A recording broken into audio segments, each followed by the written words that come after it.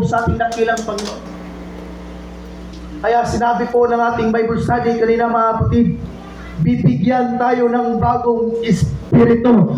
Hallelujah. Yung espiritu mo before mga kapatid, yung espiritu mo nakaraan ay palagi doon sa hindi karapat-dapat sa harapan ng ating Panginoon.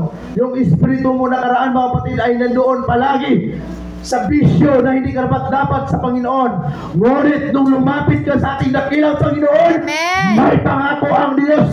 Sabi ng Panginoon, hallelujah, papalitan ko kung kayo ng bagong espiritu. Yung espiritu na napalapuri sa ating Panginoon. Amen.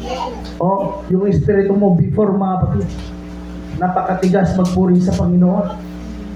Napakatigas magbigay ng hallelujah sa Panginoon. Amen? Yung espiritu natin dati mga kapatid, napaka mahiyain na magsabi ng praise the Lord. Amen?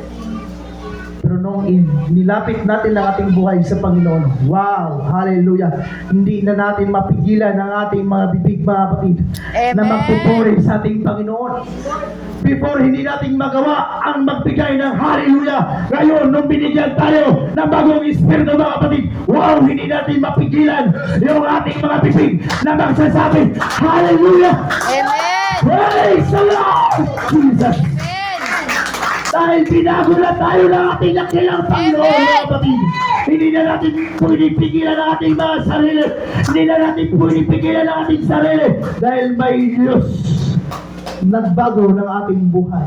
Amen. Maraming mga kapitbahay, mga kapatid, nagtataka nung tayo po ay binago ng ating Panginoon. Oh? Dati po mga kapatid, hallelujah, nung nag-eskwela pa ako mga kapatid sa secular, ang aking mga barkada, mga maraming bisyo, sigarilyo, alak mga kapatid, at pagsusugal. Oh, mahilig mag-basketball mga kapatid, hindi maiwasan magsugal.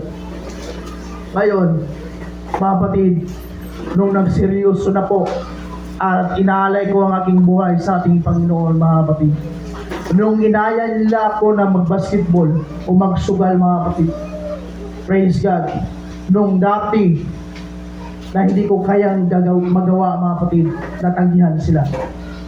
Nagawa ko na. Amen. Dahil binigyan ako ng bagong puso ng ating dakilang Panginoon. Amen. Hallelujah! Sabi ng Panginoon, bibigyan ko kayo ng bagong puso. Praise God. Yung puso mo before, dalawa ang minamahal mo. Ayun, isa na lang. Ayun, isa na lang. Yung asawa mo lang. Amen. Amen po ba mga kapatid? Dati, may nakita kang gwapo, crush mo na agad. In love ka na agad. Yes, God. Nung nakita kang maganda, in love na agad. Di mo pa nga alam kung anong ugali yan, in love ka na agad. Amen. Sabi po ni Jeremias mga kapatid, our heart, napaka-deceiver. Diba? Manglinlang ang ating mga puso. Amen. Kaya kang ilinlang ng ating puso mga kapatid. No? Kaya yung iba mga kapatid, sabi po ng sanlibutan, sana dalawa na lang ang puso ko. Hallelujah. Hindi talaga maaari yan mga kapatid na mahimong duha ang imong kasing-kasing. Ay usa ra jud ka kasing-kasing ang ihatag sa Ginoo. Amen. Amen. Amen. Hallelujah. Ang dapat natin gawin, ipabago natin sa ating Panginoon. Dahil sabi po ng Panginoon, bibigyan ko kayo ng bagong puso. Amen. Hallelujah. Yung puso mo dati mga kapatid ay walang pagmamahal sa gawain ng Panginoon. Amen? Okay na sa iyo ang magsamba. Kinabukasan, hindi naman. Sa sunod na buwan, magsamba. Sa sunod na linggo, hindi naman. Kasi malayo sa puso mo eh. Hindi mo ino-offer yung kaluluwa mo sa Panginoon eh. Amen. Kaya hindi ka binigyan ng bagong puso. Amen? bibigyan ka lang ng puso, ng bagong puso ng ating Panginoon, mga kapatid.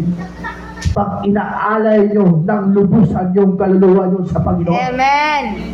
Magtaka lang kayo, mga kapatid. O, i-try nyo, mga kapatid, ialay yung buhay nyo sa Panginoon.